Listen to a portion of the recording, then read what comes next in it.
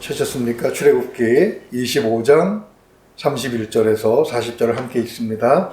너는 순금으로 등잔대를 쳐 만들되 그 밑판과 줄기와 잔과 꽃받침과 꽃을 한 덩어리로 연결하고 가지 6을 등잔대 곁에서 나오게 하되 다른 3가지는 이쪽으로 나오고 다른 3가지는 저쪽으로 나오게 하며 이쪽 가지에 살구꽃 형상의 잔셋과 꽃받침과 꽃이 있게 하고 저쪽 가지에 살구꽃 형상의 잔셋과 꽃받침과 꽃이 있게 하여 등잔대에서 나온 가지 6을 갖게 할지며 등잔대 줄기에는 살구꽃 형상의 잔넷과 꽃받침과 꽃이 있게 하고 등잔대에서 나온 가지 6을 위하여 꽃받침이 있게 하되 2가지 아래에 한 꽃받침이 있어 줄기와 연결하며 또 2가지 아래에 한 꽃받침이 있어 줄기와 연결하며 또 2가지 아래에 한 꽃받침이 있어 줄기와 연결하게 하고 그 꽃받침과 가지를 줄기와 연결하여 전부를 순금으로 쳐 만들고 등잔 7을 만들어 그 위에 두어 앞을 비추게 하며 그 불 집게와 불똥 그릇도 순금으로 만들지니 등잔대와 이 모든 기구를 순금 1달란트로 만들되 너는 산과 이 산에서 내게 보인 양식대로 할지니라. 아멘. 예, 복잡하게 설명이 되어 있는 것 같지만 사실 그림으로 그려보면 매우 간단합니다. 기둥이 이렇게 있으면 이렇게 나와서 이렇게 나오고, 그렇죠? 이렇게 해서 하나, 둘, 셋, 넷, 다섯, 여섯, 일곱. 높이가 똑같아야 되죠. 그 다음에 이제 이렇게 그 살구꽃을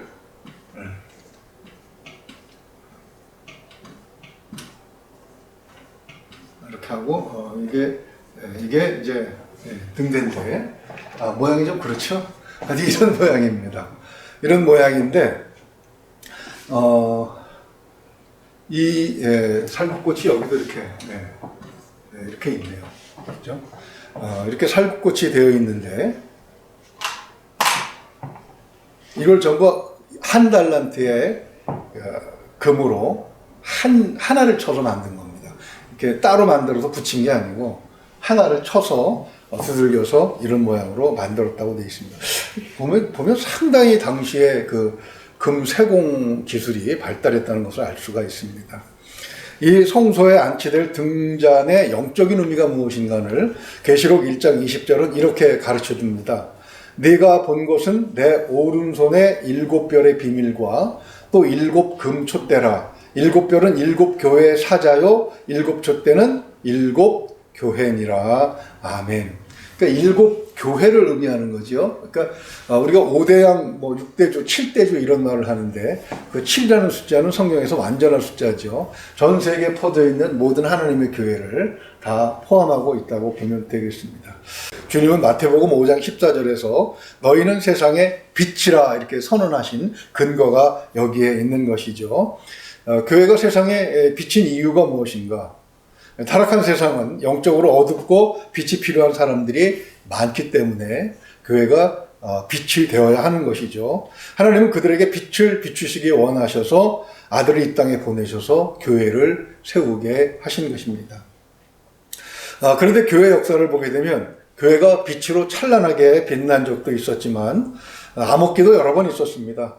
주후 4세기서부터 종교개혁 때까지 무려 1000년 너 암흑기 중에 하나죠. 왜 교회가 빛을 잃어버린 것인가? 또 오늘날 우리 한국교회는 대한민국 사회에 빛을 찬란하게 비추는 그런 역할을 하고 있다고 보는가? 아니라면 또 그 이유가 무엇인가? 또 불을 관리하는 것은 성도의 사명인데 또 그 출애굽기 27장 20절에서 21절을 먼저 읽어보면은요. 너는 또 이스라엘 자손에게 명령하여 감나무로 짠 순수한 기름을 등불을 위하여 내게로 가져오게 하고 끊이지 않게 등불을 켜되 아론과 그 아들들로 회막 안 증거궤 앞 회장 밖에서 저녁부터 아침까지 항상 여호와 앞에 그 등불을 보살피게 하라. 이는 이스라엘 자손이 대대로 지킬 규례이니라. 아멘. 즉 다시 말해서 제사장들은 하나님의 등불이 항상 꺼지지 않도록 지키는 사명을 가지고 있었습니다. 어떻게 교회가 세상을 비추는 빛을 꺼뜨리지 않고 유지할 수 있겠습니까? 오늘 말씀은 그에 대해서 설명하고 있는데요. 등잔에는 27장 20절 말씀처럼 기름이 있어야 되죠. 그래야 불이 계속해서 타오를 수 있죠. 바로 하나님의 등대는 하나님의 등대로서의 기능을 발휘하기 위해서 거기에 맞는 조건을 갖추고 있고 오늘 말씀은 그것을 우리에게 가르쳐주고 있는 것입니다. 첫째는 하나된 교회여야 합니다. 31절만 다시 한번 볼까요? 그 밑판과 줄기와 잔과 꽃받침과 꽃을 한 덩어리로 연결하고 이렇게 말씀하고 있죠. 등은 7개의 등잔으로 되어 있지만 그 모두는 밑판에서부터 각각의 등잔까지 한 덩어리로 연결이 되고 있습니다. 이 의미를 사도 바울은 에베소서 4장 4절에서 6절에서 이렇게 설명을 합니다. 몸이 하나요? 성령도 한 분이시니 이와 같이 너희가 부르심의 한 소망 안에서 부르심을 받았느니라. 주도 한 분이시요 믿음도 하나요 세례도 하나요 하나님도 한 분이시니 곧 만유를 통일하시고 만유 가운데 계시도다. 어떻게 세계에 퍼져 있는 교회가 하나인 줄 우리가 알 수 있겠습니까? 어떻게 교파가 달라도 교단이 달라도 또 각각의 개교회가 하나의 교회인 것을 확인할 수 있겠습니까? 그 유대인들이 남긴 좋은 책 중에 미드라시라고 하는 것이 있습니다. 유대인들 랍비의 설교집인데요. 이런 이야기가 있습니다. 고대에도 머리가 2개 달린 그런 짐승들이 간혹 태어났나 봅니다. 어떤 사람이 질문합니다. 머리가 2개 달고 태어났는데 이것은 한 몸입니까? 아니면 별개입니까? 라고 질문을 했습니다. 랍비가 이렇게 대답을 합니다. 한쪽을 꼬집어봐라. 그러니까 뜨거운 물을 부어봐라. 좀 잔인하죠.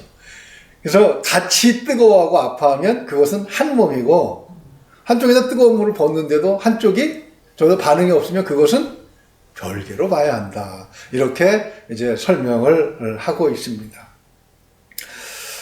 초대교회는 국가와 민족이 달랐어도 서로가 하나라는 것을 인식했습니다. 고린도전서 16장 1절에서 4절을 보게 되면 갈라디아에 있는 교회도 고린도 교회도 예루살렘 교회가 흉년이 들어서 어렵다는 이야기를 듣고 연보를 해서 그 가난한 교회를 도왔던 것을 볼 수가 있습니다.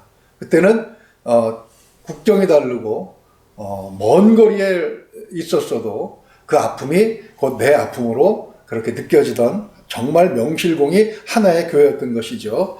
근데 오늘날 한국 교회는 민족이 갖고 같은 나라 안에 있으면서도 서로 하나 되지 못하고 있습니다. 그렇죠? 교회가 막 갈라지는데 그 이유들이 그래요. 신사참배를 했느냐 안 했느니 해방되고 나서 교회가 갈라진 이유입니다. 그리고 나서 또 계속해서 갈라지기 시작했는데 왜 총회장을 니네 지역 목사들만 하냐 이래가지고 우리 지역 사람들도 좀 총회장 하자 해서 또 교회가 갈라집니다. 참 웃기죠. 또 오늘날에는 마치 정치판처럼 이념이 달라서 교회가 갈라지는 그런 경우도 볼 수가 있습니다. 뭐 이단이나 사이비는 제껴두고요. 아무튼 그 이유가 무엇이건 간에 오늘날 한국교회가 세상의 어둠을 밝히지 못하고 있다면 그 이유 중에 가장 큰 것은 서로가 하나 되지 못하기 때문이라고 봅니다. 이게 참 예수 믿는 자들의 평생 기도 제목이라고 생각을 하고요. 교회를 이렇게 자꾸 가르고 서로 반목하게 만드는 사람은 하나님 앞에 가서 크게 혼날 거라고 목사님들끼리도 많이 얘기합니다. 항상 우리는 기도로 서로 이름은 다르고 교파도 다르고 교단도 다르지만 한 예수 그리스도 한 성령님으로부터 세워진 그런 교회인 것을 늘 잊지 말아야 할 것입니다. 두 번째로 31절을 보게 되면 어떻게 만듭니까? 등잔대를 만들 때 쳐서 만들라고 했습니다. 순금으로 등잔대를 쳐 만들 때 등잔대는 금을 녹여서 틀에 부어서 만들어서는 안 됩니다. 틀을 만들어 놓고 거기다가 녹인 금을 부으면 얼마나 쉽게 만들어지겠습니까? 근데 39절 말씀처럼 순금 한 달란트, 요즘에 도장용으로 보게 되면 약 50kg 정도 된다고 합니다. 이 큰 금덩어리 하나를 망치도 두들겨서 이 모양을 만든 거예요. 대단하다고 생각을 하게 됩니다.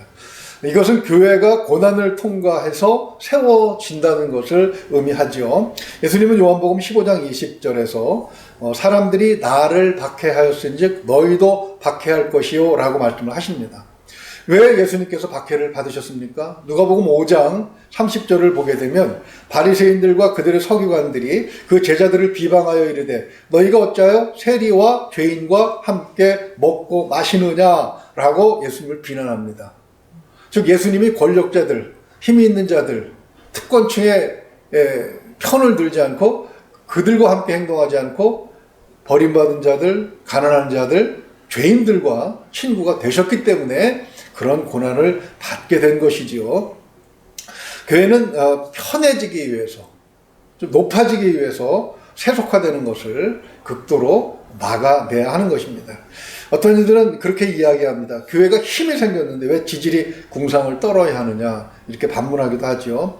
고린도후서 4장 7절은 이렇게 대답합니다. 우리가 이 보배를 질그릇에 가졌으니 이는 힘이 큰 능력은 하나님께 있고 우리에게 있지 아니함을 알게 하려 함이라. 아멘. 그러니까 우리가 하는 일은 세상이 가진 힘, 그것 가지고 하는 것이 아니라 오직 하나님께서 주시는 능력을 가지고 해야 된다는 것이죠. 만약에 세상적인 힘인 돈과 권력을 가지고 일을 하려 한다고 하면 하나님께서 함께하지 않으신다는 그런 이야기가 되는 것입니다. 사울왕이 아말렉을 물리쳐 이기고 나서 하나님의 말씀을 완전히 외면해 버립니다. 그리고 전리품을 가지고 그것으로 무엇을 정치를 하려고 합니다. 그것으로 왕권을 세우려고 합니다. 그때 하나님은 사울을 왕 삼으신 것을 후회하셨다. 오늘날 교회가 어느 편에 서 있다고 봅니까? 교회는 가난한 자, 세상에서 소외된 자, 억압받는 자들 편에서 그들을 돕고 있는가 한 번쯤은 생각해 봐야 합니다. 한 번쯤이 아니죠. 꾸준히 우리가 그런 질문들을 하면서 교회를 유지하고 우리 신앙생활을 유지하고 해야 합니다. 저는 그런 교회 다니는 성도들에게 늘 그렇게 이야기할 때 우리는 그렇게 하고 있습니다 하면 이렇게 얘기합니다. 축하드립니다. 좋은 교회, 진짜 교회를 다니고 계시는군요. 만약 그렇지 않다고 생각된다면 기도해야 됩니다. 왜냐하면 고난을 통과하지 않은 그 교회는 이것과 전혀 다른, 그러니까 성막에, 하나님의 성막에 비치해 놓을 수 없는 그런 모양만 교회인 것이 되기 때문이죠. 그 다음에 세 번째로 생각해 볼 수 있는 것은 주 안에서 모든 성도가 형제요 자매이냐 하는 것입니다. 35절 한번 볼까요? 35절 보면 맨 아래에서 출발한 가지는 가장 길고, 그렇죠? 맨 아래에서 출발한 가지는 가장 길고 맨 위에 있는 가지는 가장 짧습니다. 그러나 모두가 동일한 위치에서 불을 밝히게 되어 있죠. 그죠? 그리고 38절 한번 보십시오. 다 읽으면서 하나는 설명하지 않아도 했으면 좋겠지만 38절을 보게 되면 그 불집게와 불똥 그릇도 순금으로 만들지니, 심지어 기름으로 떼니까 심지를 태워서 불이 나는 거니까 불똥이 나오게 되겠죠. 아무리 순수한 기름이라도 그 끓으면 나게 될 것입니다. 또 불똥이 남을 때 이것들을 처리하는 그런 것조차도 그저 나무 막대기 같다 하는 것이 아니라 순금으로 하도록 되어 있습니다. 이것이 의미하는 말은 무엇입니까? 교회 안에서는 하찮은 일도 없고 하찮은 성도도 없다는 것입니다. 아파트나 이런 군집형 건물뿐만 아니라 요즘에 대부분의 그 건물들이 다 그렇죠. 화장실이 어디에 있습니까? 집 안에 있습니다.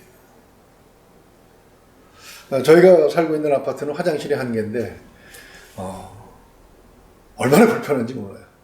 화장실은 하루에 한 번이나 두 번, 세 번 이렇게 사용하는 곳이지만 정말 없으면 안 되는 아주 중요한 그런 것인 것처럼 교회도 보게 되면 굳은 일, 남들 하기 싫어하는 일을 하는 그런 분들이 존재하는데 때때로 보면 그런 분들이 굉장히 어떻게 취급돼요? 하찮게 취급되기도 합니다. 그런 대우를 받아서는 안 된다는 것입니다. 왜냐하면 성도는 모두가 형제요 자매, 한 뿌리에서 나왔기 때문이죠. 이스라엘은 백성 모두가 왕의 백성이 아니라 하나님의 백성이라는 사실을 그 왕은 알고 있어야 됩니다. 그래서 왕과 귀족들이 권력으로 백성들을 착취할 때, 또 종교인들이 백성들을 멸시할 때, 바로 그 이유 때문에 그들은 멸망을 합니다. 초대교회는 세상에서 주인과 종이었던 성도들이 교회에서는 어때요? 형제와 자매로 서로를 인정하지요. 바로 그러한 것 때문에 놀랍게도 교회가 폭발적인 부흥을 경험을 합니다. 오늘날 교회가 세상을 향해서 아무런 영향도 주지 못하는 이유는 바로 여기 있는 것이 아닌가라고 반성을 우리가 해봐야 하는 것이죠. 세상과 똑같은 교회를 세상이 특별 대우해줄 이유도 없고 주시할 이유도 없는 것입니다. 지역적으로 경제 수준이 다르기 때문에 강남이나 여의도 같은 곳에 있는 대형 교회들은 좀 겉보기 화려하고, 또 저 변두리의 교회들은 작은 지하실 교회도 있고, 월세 근근히 이어가는 그런 교회들도 있고, 저 시골에 가면 정말 남아있는 노인 한두 분 나와서 이렇게 예배하는 그런 시골 교회도 있습니다. 그것은 사명에 따라서 그리 될 수도 있고 형편에 따라서 그렇게 될 수도 있습니다. 그러나 모두가 어때요? 오늘 말씀에 의하면 금과 같은 존귀한 존재라는 것입니다. 왜요? 금이신 영광을 받으신 예수님으로부터 비롯되어진 것이기 때문에 그렇습니다. 세상적 관점으로 등 위가 가려진다면 그것은 철저하게 하나님의 뜻하고는 상관이 없는 것이죠. 그런 등대도 있기는 있습니다. 그죠? 그 부리를 화려하게 가운데 게 제일 높고 끝으로 갈수록 이렇게 피라미드 형태를 그리는 그런 등불도 얼마나 아름답고 멋있습니까? 그러나 그것은 하나님의 그 집에 들여놓을 그런 등대는 아니라는 것입니다. 우리는 빛을 비추는 기능을 멈춰서는 안 됩니다. 성소 안에 비치던 기구들 중에 그 기능이 어느 때나 살아있어야 하는 두 가지가 있습니다. 하나는 떡상입니다. 어제 우리가 살펴보았죠. 떡은 항상, 말씀은 항상 우리 곁에 있어야 되는 것처럼, 그 말씀이 나중에 보게 되면 그 12덩이의 떡이 진열되어 있어야 하는데요. 또 하나가 바로 등잔입니다. 떡이 북쪽을 향해 있으면 성소 안에서 북쪽을 향해 있으면 등잔은 그 남쪽에서 성소 안을 비추게 되어 있습니다. 27장 20절 우리가 읽은 말씀 하반절을 보게 되면 제사장들은 끊이지 않게 등불을 켜되 꺼지지 않도록 돌봐야 하는 사명을 가지고 있습니다. 그러기 위해서 어떻게 해야 됩니까? 기름이 끊임없이 공급이 돼야 되겠죠. 성경에서 기름은 성령의 역사를 비유로 말씀해 주십니다. 주님은 누가복음 11장 13절에서 너희가 악할지라도 좋은 것을 자식들에게 줄 줄 알거든 하물며 너희 하늘 아버지께서 구하는 자에게 성령을 주시지 않겠느냐, 이렇게 말씀을 하셨습니다. 간절하게 성령의 임재를 원한다면 하나님께서는 아낌없이 부어주실 것입니다. 등잔의 불이 꺼지는 것은 기름이 다 닳았기 때문인 것처럼 교회가 세상에 빛을 비추지 못하는 이유는 바로 성령께서 공급하시는 영적 생명이 고갈되었기 때문이죠. 왜 교회의 성령의 역사가 끊어지는가? 그것은 교회가 더 이상 간절하게 성령의 임재를 원하지 않고 있기 때문입니다. 아니, 교회가 왜 성령의 임재를 원하지 않습니까? 첫째는 가진 게 많아지다 보니 더 이상 하나님께 의지할 필요가 없어졌기 때문이죠. 둘째는 하나님께 얻을 게 없다 보니 하나님의 간섭이 귀찮아진 겁니다. 하나님께서는 우리가 본능적으로 싫어하는 것들을 명령하셨어요. 낮아져라, 겸손하라, 원수를 사랑하라, 가난한 자, 과부와 고아들, 그리고 나그네와 같은 소외된 자들을 돌보라, 선교하라, 전도하라. 이런 요구들이, 이런 명령들이 듣기 싫은 거죠. 본문의 40절을 한번 같이 읽어보겠습니다. 너는 삼가 이 산에서 내게 보인 양식대로 할지니라. 교회는 하나님께서 의도하신 대로 구성되어야 하고요. 하나님의 뜻 가운데서 움직여야 합니다. 모든 교회는 그리스도의 십자가 아래서 무릎을 꿇어야 합니다. 그래야 하나가 되는 것이죠. 소외된 자, 받는 자들을 외면하지 않고 그들 편에서 세상과 맞서 싸우는 교회가 되어야 하는 것입니다. 그러나 이것은 총칼을 들고 물리적인 싸움을 싸우라는 것은 아닙니다. 주님의 무한한 사랑을 가지고 악의와 증오와 저주가 판을 치는 그런 세상을 감싸 안으라시는 것입니다. 이 전등불을 보십시오. 스위치가 켜지게 되면 내가 싫어하는 것, 내가 좋아하는 것 가리지 않고 골고루 자기의 능력이 닿는 모든 곳을 따뜻하게 골고루 빛을 비춰주고 있는 것입니다.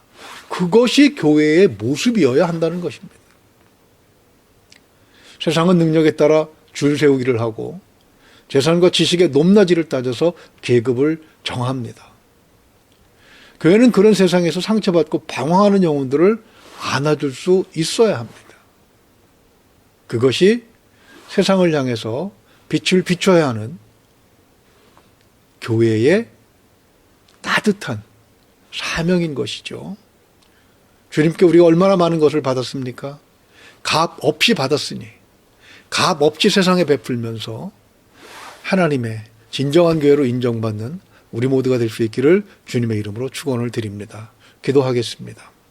하나님 아버지, 오늘 말씀을 통해서 우리가 비친 것을 다시 한번 확인하게 하시고 우리에게 주어진 사명이 이 빛을 꺼지지 않게 하시며 빛이 세상에 퍼져나가는 것처럼 주님이 우리에게 주신 그 차별 없는 사랑, 그 무한하신 사랑, 그 끝이 없는 사랑을 세상에 보여주는 것임을 다시 한번 생각하게 하시니 진심으로 감사를 드립니다. 하나님 아버지, 우리의 모습을 돌아볼 때 참으로 이 사명을 온전히 감당하고 있는지 두려운 마음으로 주님 앞에 용서를 빌지 않을 수 없습니다.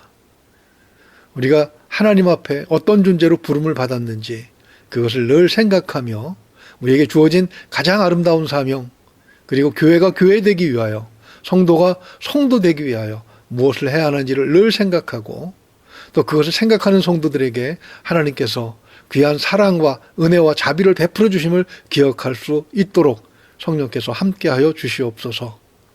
믿고 의지하오며 우리 주 예수 그리스도 이름으로 기도하옵나이다. 아멘.